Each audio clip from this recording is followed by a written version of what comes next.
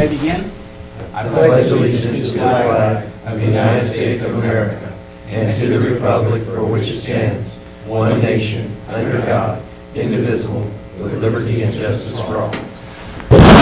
Please remain standing. Councilman Hutchins, please. Father, we thank you for this night. We thank you for this beautiful weather. And hope it warms up a little bit. And we just ask that you'll be with us, give us wisdom as we deal with the city's business tonight, and be with us during this season. And I just ask this all in Jesus' name. Amen. Amen. Amen. Thank you. Roll call, please. Councilmember Davis. Present. Hutchins. Present. Candia. Present. Mayor Pro Tem Martina. Present. Mayor King. Present. And I'll report out of our closed session. Council gave staff and legal counsel direction. And we'll move to item 5, declaration of conflicts of interest. Seeing none, and as a late addition, we have an emergency added to is the agenda number 10C will be taken in order. So that will be added to your agenda, item 10C. Yes, Mayor and Council, this two findings you need to make to add that. It came to your attention after the agenda was posted, and there's a need for immediate action. We got this, I believe, today, and there is a need to act immediately if it's not done prior to January 1st. The refinancing would not go through, and that's the subject of it when it comes up. So it meets both those findings. Very good, thank you. Okay, ceremonial matters. A, presentation by stand call regarding fiscal year 2014-2015 unmet transit needs assessment. Welcome. Thank you very much. Good evening, Mayor Caton, members of the City Council. My name is Mike Costa, and I'm with the Stanislaus Council of Governments. Basically, for those of you who may not be aware in the audience, the Stanislaus Council of Governments actually is the regional transportation planning agency and metropolitan planning organization for the entire Stanislaus County region. We are comprised of a 16-member policy board of elected officials. As you can see, Mayor Caton actually is on our policy board.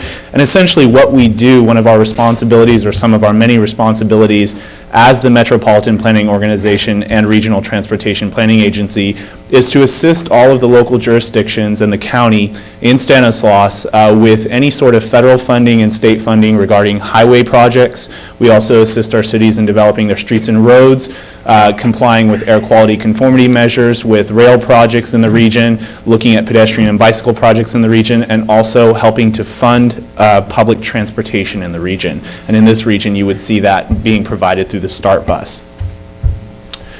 So again, why am I here tonight? Well, one of the things that we're required to do as the Regional Transportation Planning Agency is we're required to administer the Transportation Development Act. And the Transportation Development Act actually establishes two funding sources from the state of California that we oversee and administer.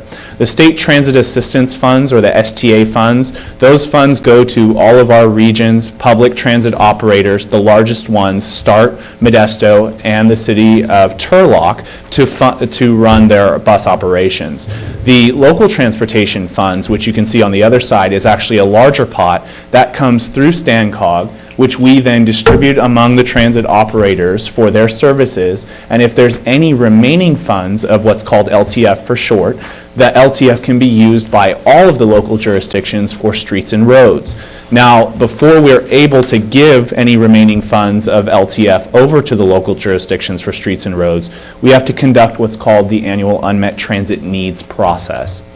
Now, the Unmet Transit Needs process is, again, required by the Transportation Development Act before we're able to utilize that extra pot of money, whatever's remaining from it, for streets and roads. And essentially what we have to do is we have to go out into the communities and we have to determine whether or not there are any unmet transit needs and that whether or not they are reasonable to meet.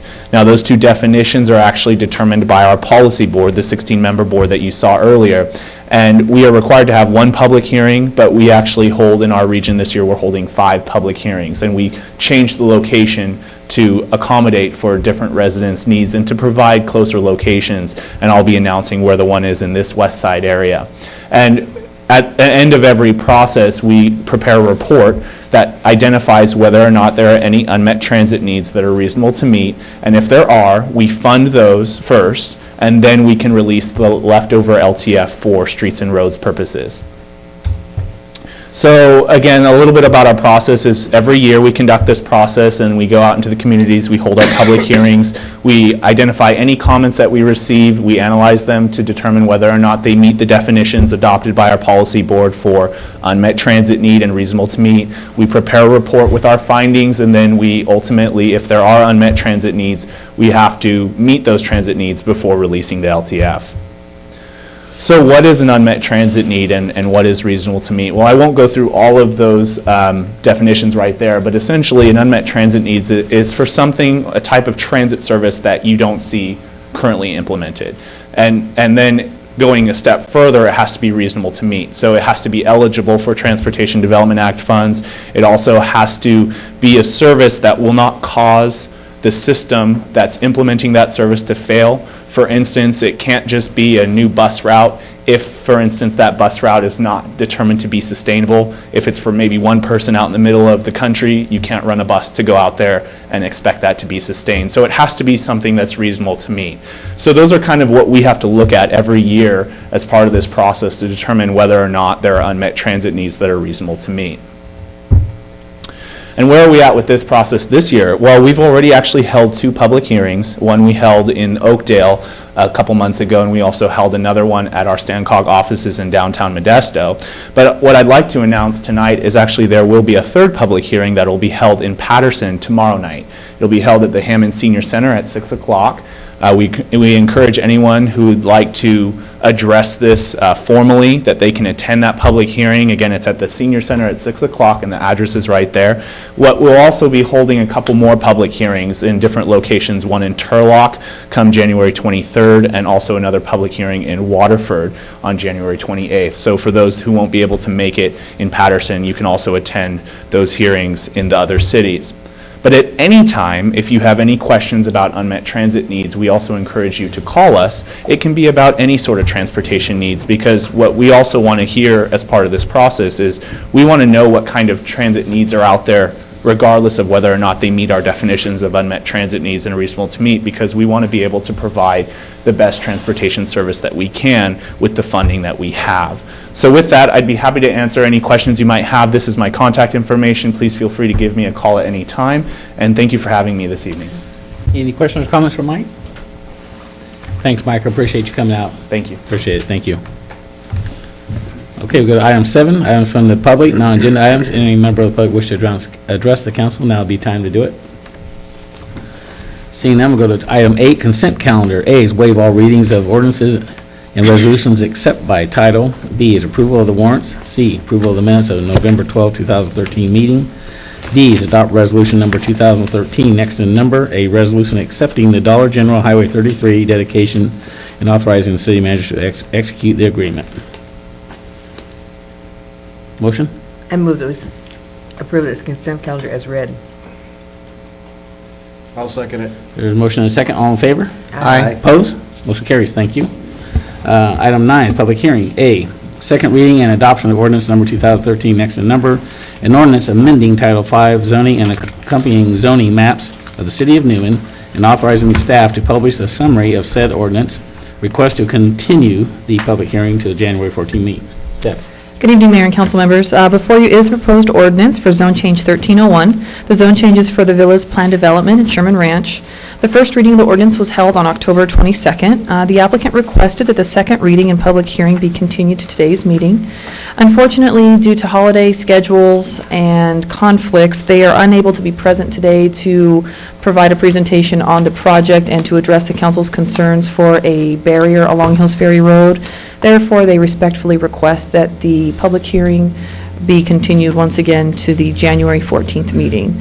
Therefore, staff recommends that the council open public hearing, accept any public comment, and continue it to the January 14th, 2014 meeting. Any questions or comments of Steph before we open the public hearing?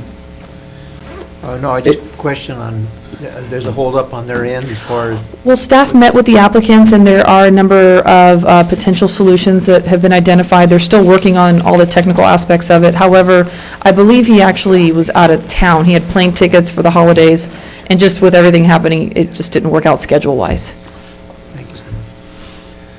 Any other questions? Okay, any motion to reopen the public hearing? So moved. There's a motion to reopen. Is there a second? Second. Second, okay, and we'll continue the meeting until the requested date of January 14th. And we need a motion to continue. I'll make a motion to continue. I'll second that motion. All in favor? Aye. Aye. Opposed? Motion carries. Thank you. Thank you. Okay. Item 10 is a report on appointments for the Newman Youth Baseball/Softball Board. Thank you, Mayor.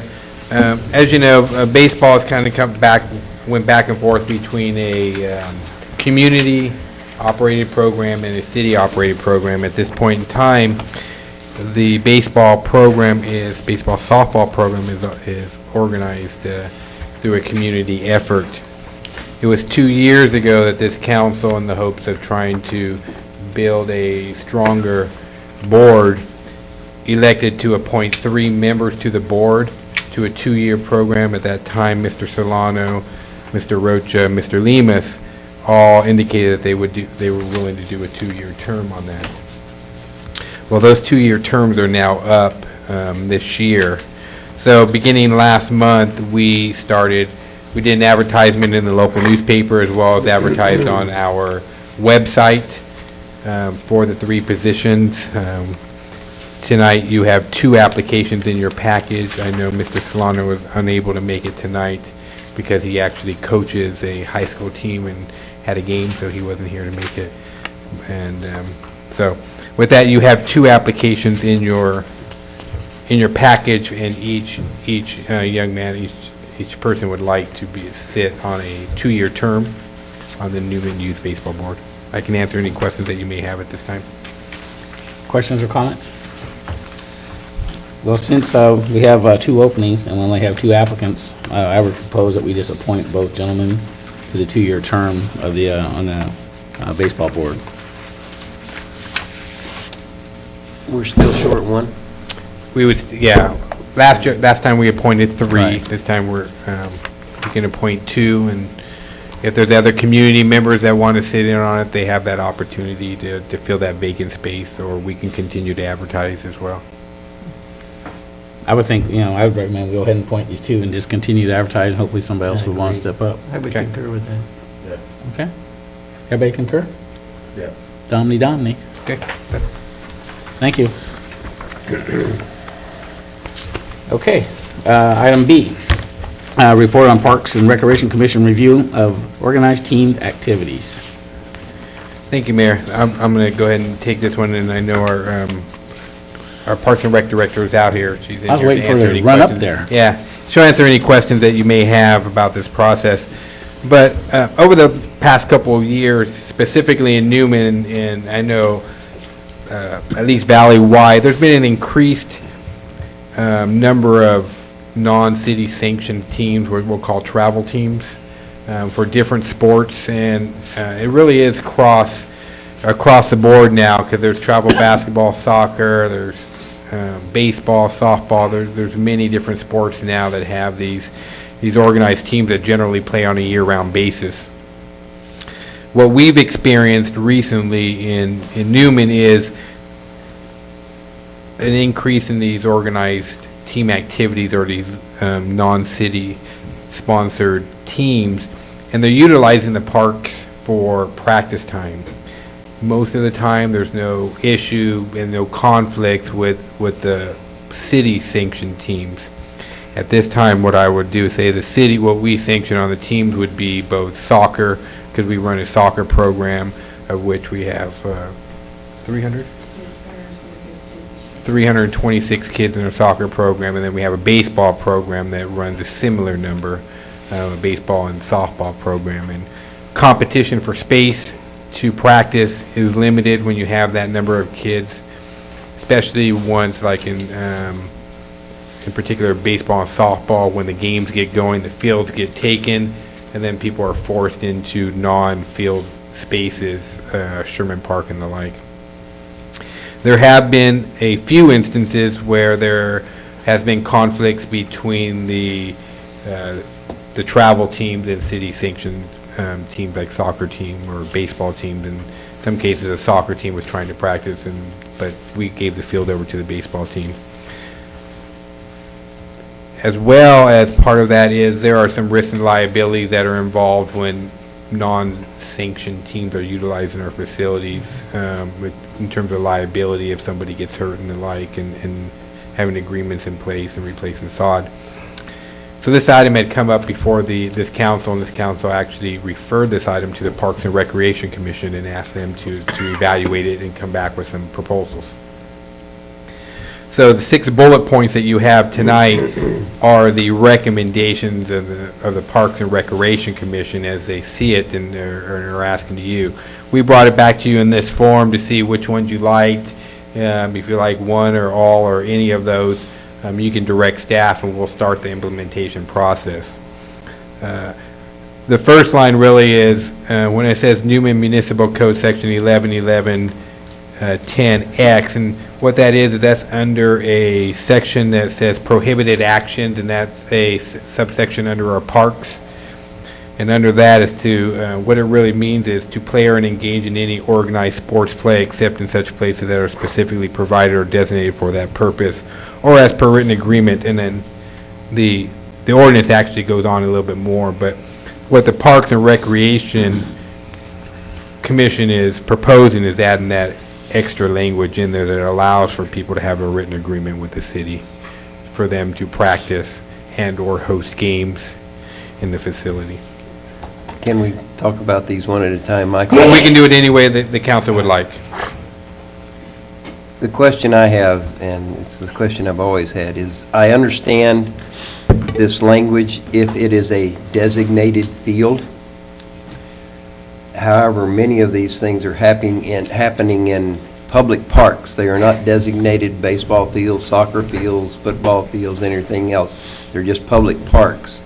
And I guess that would where I would be asking legal counsel, can we, if it's not a designated field, prohibit people from utilizing a public park?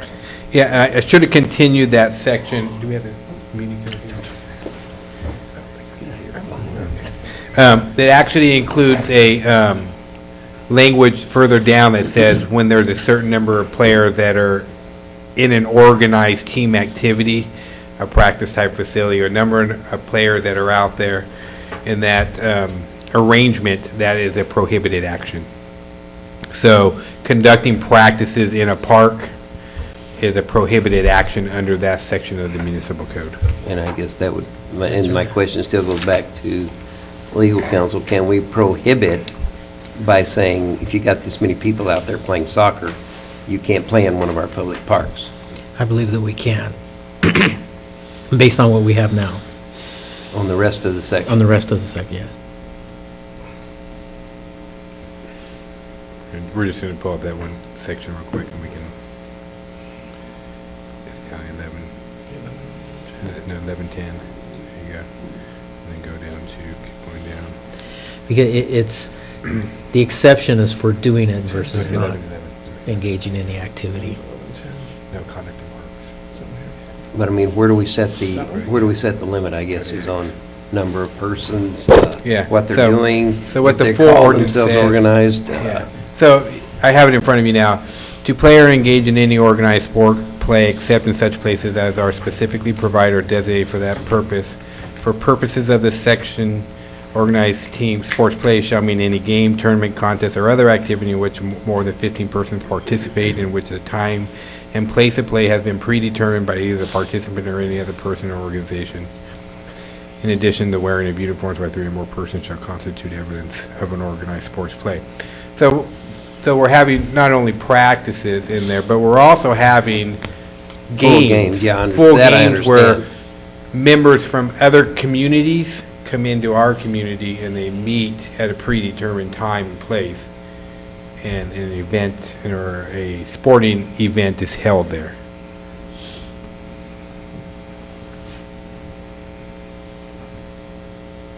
Are you saying that 2 teams from other cities come into our city to play against each other? Generally, one of the teams is from Newman. Local. Yeah.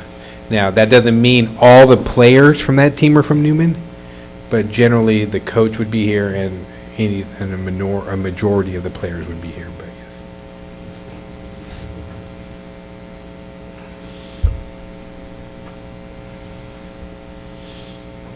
Do we have any more questions? I'm not sure how the council would like to proceed forward.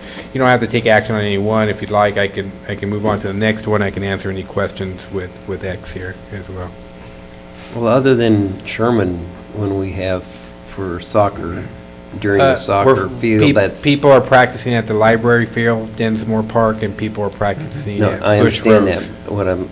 that. My question is, other than Sherman during soccer season, there is not a designated soccer field in the city. Am I correct in that? City teams use all of our parks. They use Barrington, they use Densmore, and they use Bush Roads for practice. Because of the number of teams that we have.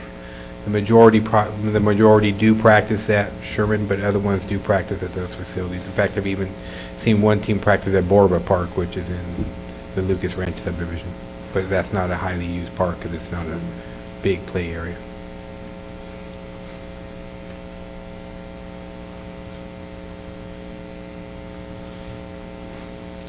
Okay, Mike, why don't you go ahead on the next point, and then we'll... Okay. Parks and Recreation Commission recommended that we do an evaluation of the costs and for the rental, looking at generally if there's a amount of damage that's generally caused. And so what we would do is look at maybe over a course of a year or a number of months if there's any damages that would be caused to the facility, and then utilize that. Also, there are lighted ballparks. Sometimes organized softball teams want to use a lighted field at Metairie Field and have practice there. Sometimes the youth football, if they make it into the playoffs, want to utilize Metairie for practice because of the lights as well. So what we would do is then try to figure out a reasonable cost for the practice, and then have a form for people to fill out. The next one is obviously advising each of these leagues or teams that proceeding without an agreement with the city or securing the necessary approvals is a prohibited action.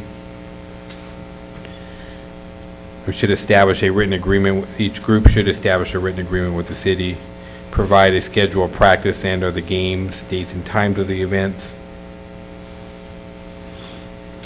Obviously, having the required insurance and name the city on their insurance is a risk management issue. Is that being done now, Michael? Well, a lot of times we don't. On the ones, there's a couple of groups that do that, but there's other ones that practice on the facilities that we don't do that.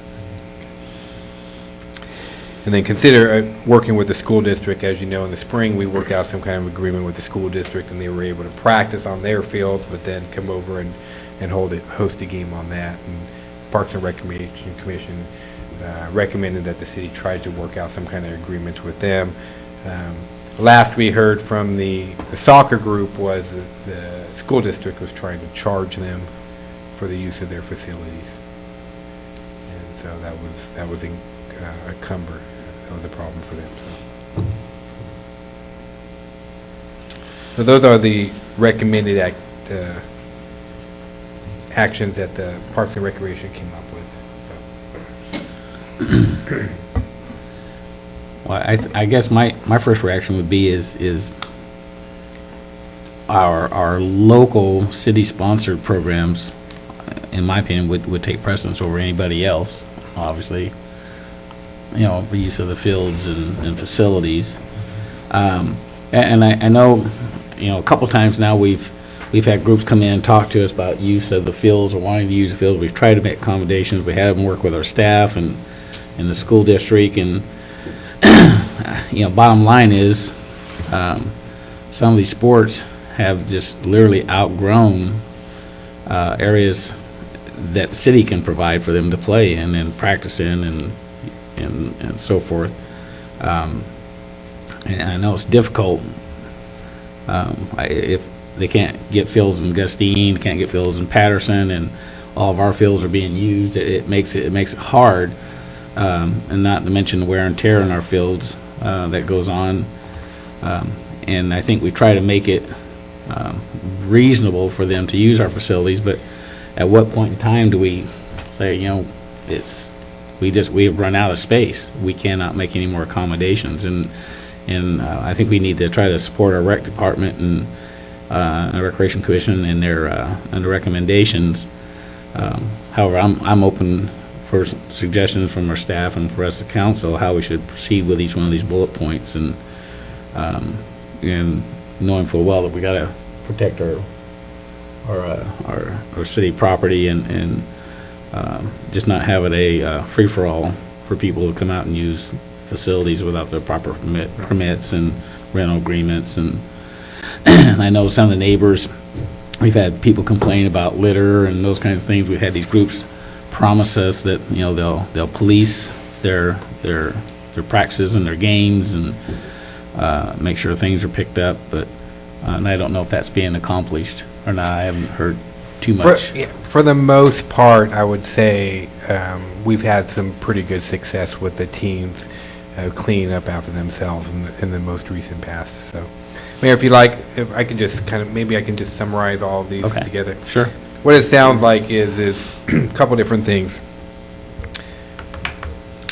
The Parks and Recreation Commission is feeling like each of the groups, each of the teams needs to come up, apply for a written agreement to participate and have these activities in our parks. So that would be number one. And then as part of that a written agreement, they would need to provide a schedule of when they plan to practice, if they're going to host games, when they're going to host those games, what are the dates and times, and all of the like on there. Also, they need to provide insurance. Name the city as co-insured, so if somebody falls down or somebody gets hurt, we're not liable for that. And most of these groups have been willing to do that if they play in an organized league, which most of them do. They've been able to provide that. I don't think any of those at this point in time were deal breakers for them. I think the one that will probably, from the group's perspective, when we look at what kind of damage is there, if there's a cost to use the facility to help us recover. Soccer is one sport that's generally very hard on the turf. When you're hosting games repeatedly a couple times, there's certain areas on the field that tend to be, where the goalies stand, they tend to get compacted a little bit more, and so you see some of that in Sherman Park, where we had to actually move where our goals were because the grass was getting beat down and compacted there, and the grass wasn't growing back.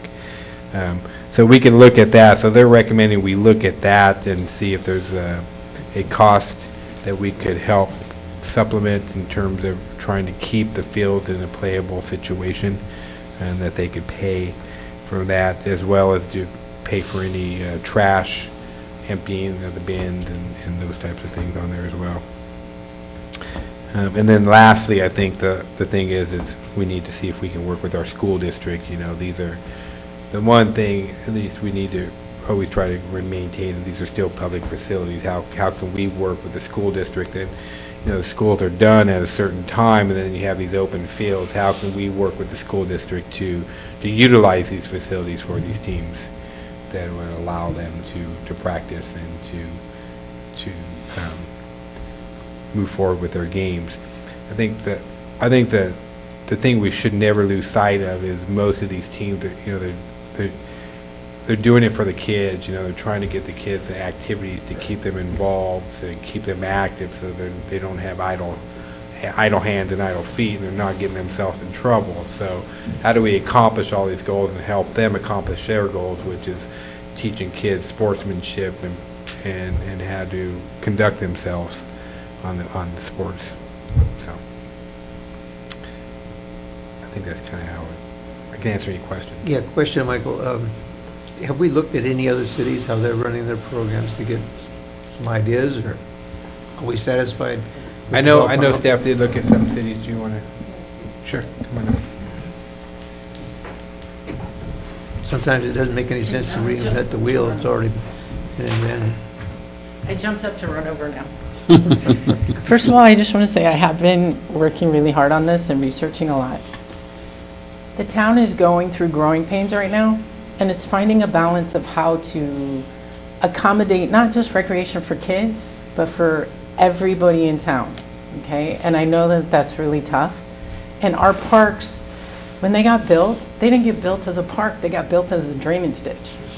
And so that creates other problems, right? So when soccer runs out there on the grass doesn't hold up because it's not grass built for soccer. It was grass built for a drainage ditch. So that creates maintenance problems, which makes it tough for our guys. Now, Patterson, they actually have a facility. They only charge $25 if you have a team to come play out there. We don't have a facility. So we want to build a facility. We all like to see one out there. Hopefully someday we will.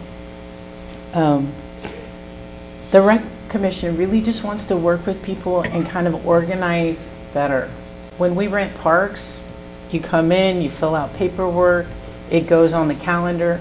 Everybody knows who's going to be at what park at what time. Public Works knows, so they know to go clean up, empty trash, things like that. When someone wants to hold a soccer game or have baseball, it's kind of like baseball organizes their thing, city soccer organizes their thing, and really the only communication we kind of have is, hey, soccer season starting, we have these fields, and we let baseball or football know. And when baseball's going on, we don't really have a city program going on. So then adult soccer's kind of rearing up to go.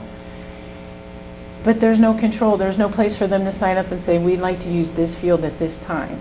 So it's more like organizing it so we can say baseball's here at this field in one central location versus each group kind of doing it separately and not really having a good game plan. And just standardizing how much does it cost?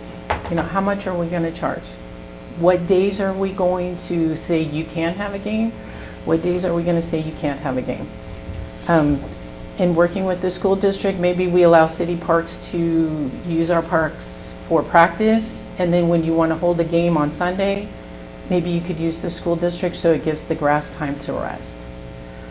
Because if every Sunday you're on the grass and every day, Monday to Saturday, baseball's on the grass, our parks will look a lot worse than they look now. And that's just because they're not designed to take the beating that they're taking. Now, there are some things that we have researched. I've talked with Perfecto. We've looked at maybe redoing some grass. We've contacted grass places just to find out about different seeds and things like that. They have sports grass, different mixes, which we could plant some samples out there to see if they would hold up better. And we can actually plant right into the grass to help make the grass that's there stronger and not just tear it all out. And that might help also with the way the park looks and accommodate more people onto the grass. So that's kind of a side project that Perfecto and I have been talking about and looking at. So we have been researching other ways than just saying no. Because, you know, recreation is for the city. We can't tell people to stop recreating once they turn 18.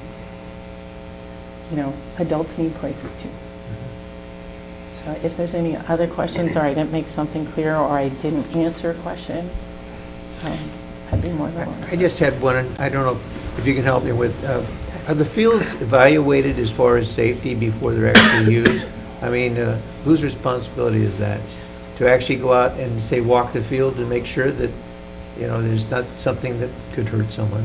If it's a city program, I usually try to get out there with Perfecto, and if I notice things that are unsafe or need attention, we try to address those. This year for soccer, Public Works did excellent. The field maintenance was very good. My soccer program didn't wreck the field as much because they controlled the water. We moved fields around to help give certain parts of the grass, you know, rest and things like that. When baseball comes, I've already started working on baseball with Perfecto. We've had dirt delivered. Before the season starts, we meet with baseball. We walk around the baseball fields. We have communication as far as to who's fixing what, who's responsible for what. So those kinds of things we definitely do to try to help minimize any kind of safety concern. Thank you very much. Any other questions or comments for staff? I don't think any of these are unreasonable. Again, it's just we're going through growing pains. And Sure. we have to figure out where the city wants to go with recreation, because I really don't think recreation was really considered. The town was like 3,000 people and it grew up to 10,000. And now we have to figure out people need things to do. Well, I think the fact that, we do have limited space, we have to control it, and hopefully, in the future, there'll be some additional space that will come available, and we'll have more room, but I think until that happens, obviously, we need to put some measures in place to protect what we have and to control what we have, and so I would think, my feeling is the Park and Recreation Commission has come up with some ideas, and staff has reviewed them, and I would say if we need to implement them, then that's what we do. Yeah. I concur. Don, thoughts? I know. It's tough, and there's no question about it, but, we just have limited space, and we need to protect what we have, and I think Steph's right. I mean, the drainage basins are dual purpose, and they do make nice soccer fields, but during the heavy rain season, they also collect a lot of water, and grass doesn't grow back as well. So, I think if we keep looking for solutions, it'll help resolve some of the issues as well. So, To me, one of I look at, I can't even think of the name of the park now, the one on Bush Rose, the west side. Bush Rose, the one out in the far in the development. far west. Yeah, in the far Bush west. Rose. The only other real one other than Sherman Park that's big enough, I mean, it's, in the bowl that kind of sets up for a soccer. I know, and that's where a lot of them were playing their soccer sir. games, if I remember Yes, sir. correctly. To me, I think if we're going to do it, we take one step further and start designating some of these fields as, so that we take it from being just a public park into something else, because Materi's easy. There's nothing, you can't play anything there but baseball, well, and use the outfield We've for had football. But I mean, it's not really we- set up for No, that. we have had soccer out there also, just more of a warm-up. I mean, it's not like soccer games, but more practice kind of things, because we do have lights. And, sometimes they want to run around and, do things like that that's not in cleats. We've had them in tennis shoes so that they weren't wrecking the outfield. So the light thing is great that we have lights in one park. But I would say designating Bush Rose like for a soccer thing also will bring up other issues like bathrooms. There is only a porta potty out there. So if we No, I'm not saying designated as soccer field, I'm Okay. saying because of its structure and the way it's built, other than Sherman Park, it is basically built to be, if you're a soccer player, Yes, that's where you're gonna go. yes. It's got the right length and the right width. So that's the one, so those are the ones that I worry about, is their natural habitats, so to speak, Yes. for certain sports. It's not a natural habitat for baseball. No. Or softball, even though I think it's got a They removed the backstop. backstop. The backstop's The gone. backstop was removed. So basically, the only thing they can play out there is either football or soccer. Right, you can make a baseball field with throw-down bases, but that's it. But I mean, as far as They use it somebody for baseball. naturally Yes. looking at something. Yes, yes, yes. Well, I agree with all of these. I wonder if it would be hard, especially the 15-person rule, to prove that if they went out there with 12 people, I mean, all of my traveling soccer teams had 12 to 13 people on them, And they didn't practice against another team, they practiced against themselves. But that's why the other things are there as far as uniforms, as far as meeting as a designated place. And the groups that are using the field do have a designated time, and it's, every individual out there may not be on the quote-unquote travel team, because once they find out other people are practicing, there becomes a collective group wherever they meet. So there are other things other than just the 15-person rule that can make it very apparent that it is a travel or outside team. And again, the goal, Councilman Hutchins, will always be to work with these groups to try to get them to comply. It's not going to be a punitive process. It's going to be an educational process. Hey, you guys need to do this, and this is why.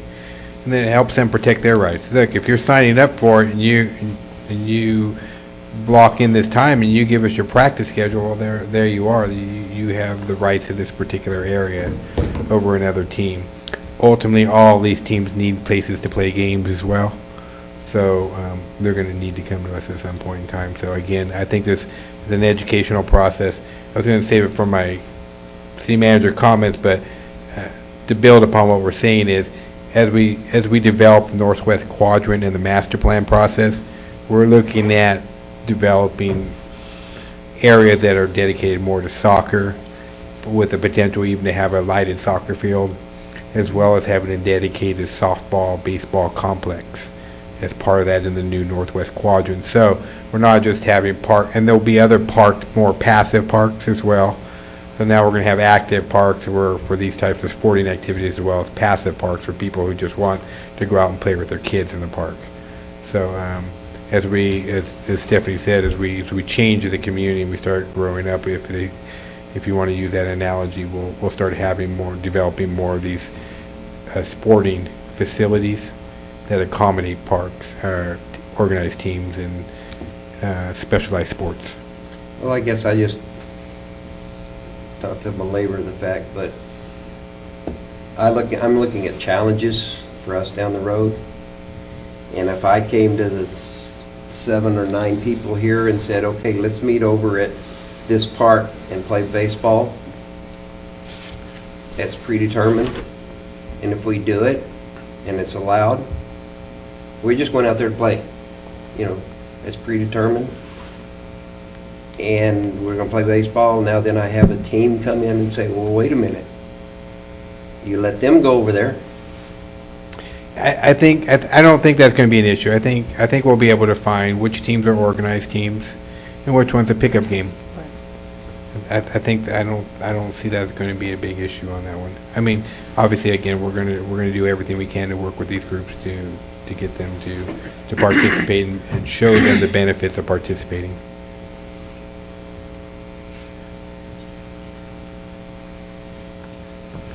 Any other questions or comments?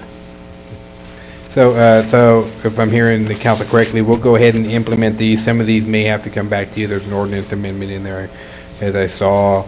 There'll need to be some kind of resolution or something establishing a fee if that so proves that a small fee is necessary for either games and or practices, and we'll go from there. We'll probably see that after the first of the year, yeah. Can we interject something? Sure. Coming from the travel sports world in Modesto, what they used to do is they issued permits. The city teams had permits during their scheduled event, like for softball, your team had to carry the permit. If you went to a park and there was other organizations that were playing, you simply showed them, hey, look, we have a permit, allows us to be on the field. It was never usually an issue, but if you had to make an enforcement call on that point where you had, like Councilmember Hutchins said, 7 people showed up, you could call an enforcement agency and say, hey, look, we have a permit that allows us to be on this field. They carried them through the whole season, and it was, there's no question at that point. It's pretty simple piece of paper saying you're allowed to use these parks during these times. It's a pretty simple solution to it. So, I coach travel teams. We used to do the same thing, go to parks, and we would get run out if somebody had permit. Usually no conflict involved. That makes So I think it's sense. probably something we need to add to this. Sure. Because I know, but having coasting series, Modesto, and down south, it will be challenged. Sure. And that's why Modesto went to the permits, because it wasn't challenged for a while, or was challenged for a while. And I think that- maybe that- that's just something we can add to Yeah, it. I think that part comes with when people, when they supply or present their schedule. And they have a written Yeah. agreement, they'll have a written agreement that specifies the dates and times that Right. they're allowed to be there. And they have to have it with them if Right. they're there. Great. Yeah, and they have to have it with them, I mean, Yeah, obviously. if they sure. want, if they Sure. want an enforcement action, they need to be able to get Sure. that with them, yeah. Makes sense. Sound good, Steph? Okay, Thank you. thank you. Okay, we'll move we'll skip item 11, go to item 12. Item 10C, Mayor. Oh, I'm sorry. Gosh, dark, 10C. 10C's up. It's you. Good evening again. Before you is a subordination agreement with the Housing Authority regarding Valley Manor Apartments project. The Housing Authority is currently working on refinancing their bonds that they used to purchase the complex back in 2004. The refinance will allow the Housing Authority to save money on interest as well as receive a payment reserve deposit for about $166,000. I was assured by the Housing Authority's executive director that that funding would go straight back to the complex for repairs and maintenance purposes. However, in order to complete the refinancing process, the Housing Authority needs a new subordination agreement from the city for our note of $975,000. Given the short notice on this item and the need for the agreement to be reviewed by legal counsel, staff recommends that the city council authorizes the city manager to execute the agreement pending legal counsel review and approval. We currently have a note recorded against the property because we loaned the money back in 2003, but this is essentially a new note so they can refinance their bonds. I'll move we authorize the city manager to execute the agreement. I second that motion. Motion and a second, all in favor? Aye. Opposed? Motion carries. Thank you, Steph, bring it to our attention. Thank you. Thank you. Okay, now we'll go to item 12, items from the city manager. Thank you, Mayor. Just a couple quick announcements. Both our Recreation Commission and our Planning Commission, their meetings on December 12th and December 19th have been canceled, as well as our December 24th City Council meeting has been canceled as well. Notice to the public, City Hall will be closed from December 23rd through January 1st. Anybody who needs to establish water service and the like can still do so by calling the numbers that are located on the City Hall door and on the website. We will reopen our office on January 2nd of 2014. Also, we are now starting the second week of basketball season. So the games will begin in January and then generally run January and February, and then that'll be followed up by softball, baseball after that. And then just lastly, we're still making good progress on our Northwest Quadrant Master Plan. The EIR is in the writing stage. We're finalizing the master plan. I know our new Public Works Director, Mr. Kim, has taken an active interest in that. So we had a big meeting this week with the project engineer as well. And we kind of walked through all the water, sewer, and storm drainage issues and how that was all laid out. I think we made some good progress on that.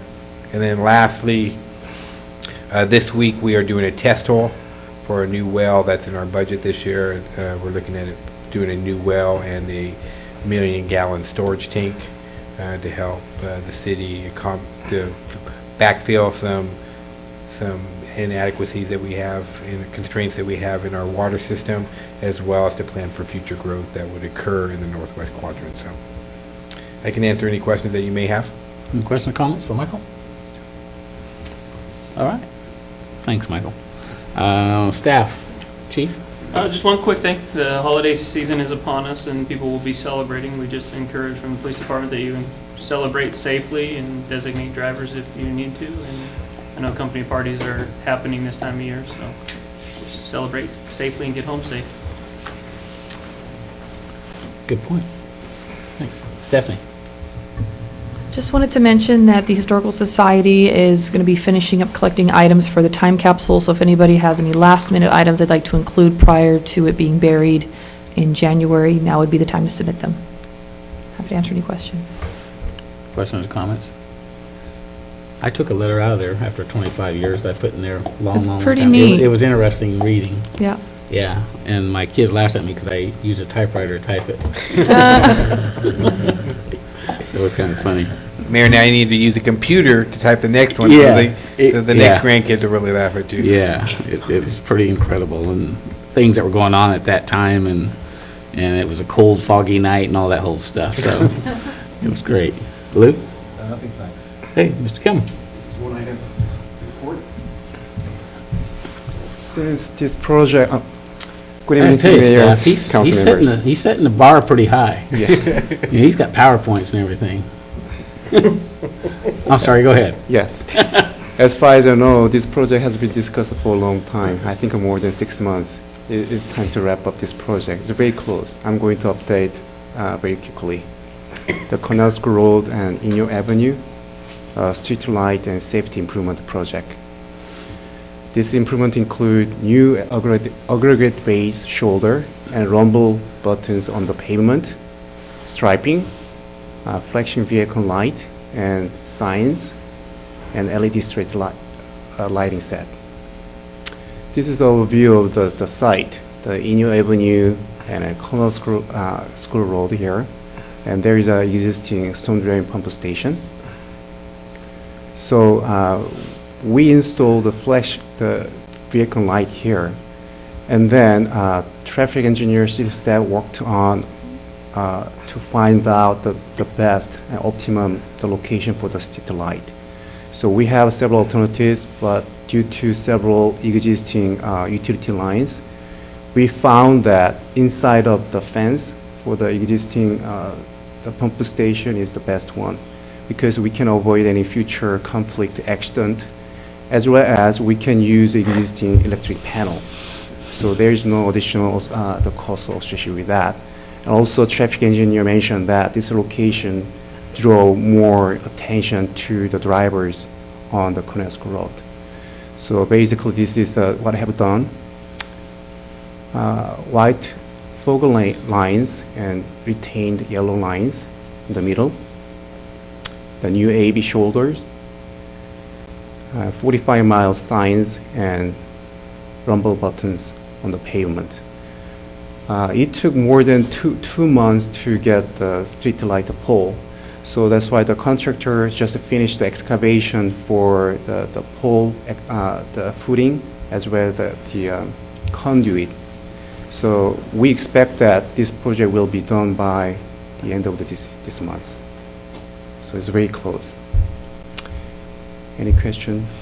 I just have a couple. Yes. And I noticed on the rumble strips, I think it's on, I don't know if it must be on the first set or it could be on the last set here.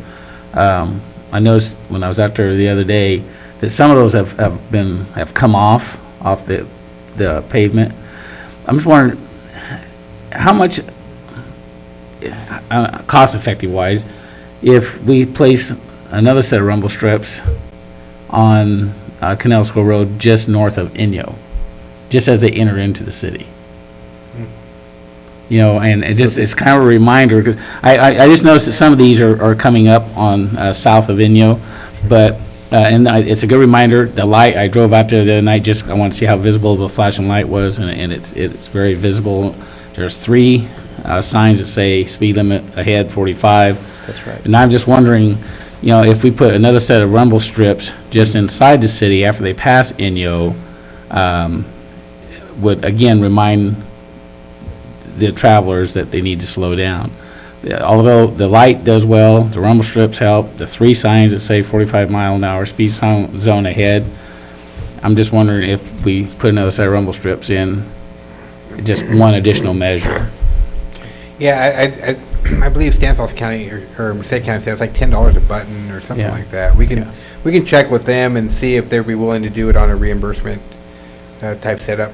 Yeah, why don't we- is our staff have the ability to, We don't have any rumble strips, I don't believe. well, So can they be obtained? that's what I'm saying. I can Yeah. contact Okay. Merced County to see if we can obtain Yeah. some from them, if not order them Yeah. ourselves. And they may have all the technology and stuff to do it, then we just do it on a reimbursement basis. But Who put these on, Michael? Merced County. Merced County, because it's in Merced County. Putting in no charge for us, they asked. Yeah, Merced County installed all the rumble buttons. What's that? Reason why they're, because usually rumble strips, you know, don't have a tendency to pop up off the ground. Yeah, I noticed there's not a whole lot, there's, only maybe 3 or 4 of them that did come up. And I was just gonna mention, I was in, Salinas a couple months ago, and I drove through a residential area that had, not these type of rumble strips or the buttons, but they were like almost small metal bars in the road, and they weren't high, but they certainly got your attention when you went across them.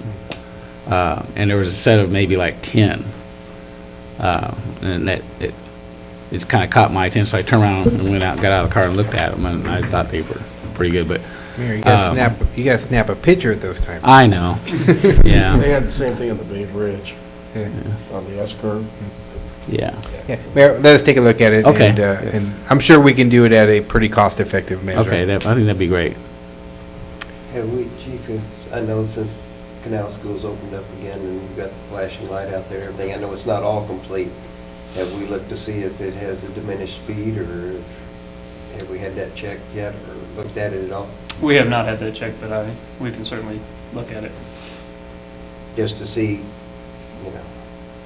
is it slowing people down, or are they just speeding up as they get right past that set of rumble strips in Merced County? Yeah, and I think that's why, and my thought process was if we had another set, because once they hit that first set, and then there's 3 speed signs, plus a flashing yellow light, plus we're gonna have a street light there, if, I thought another set of rumble strips would certainly, I think, would be helpful, but, so.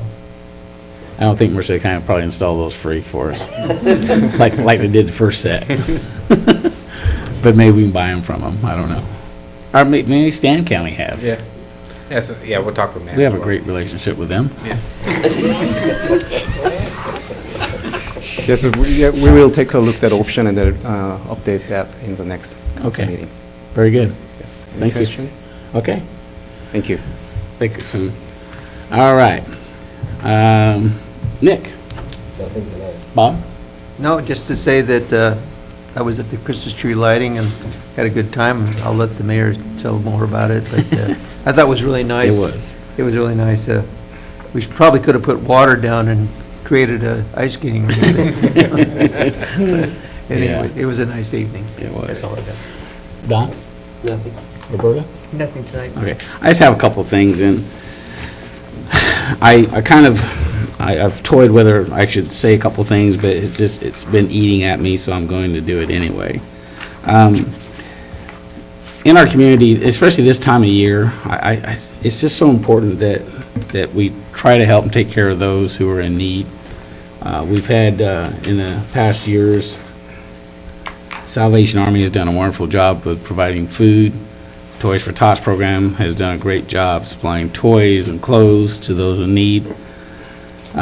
This year, there's been a little change. We've had a chairperson step down, didn't want to participate anymore.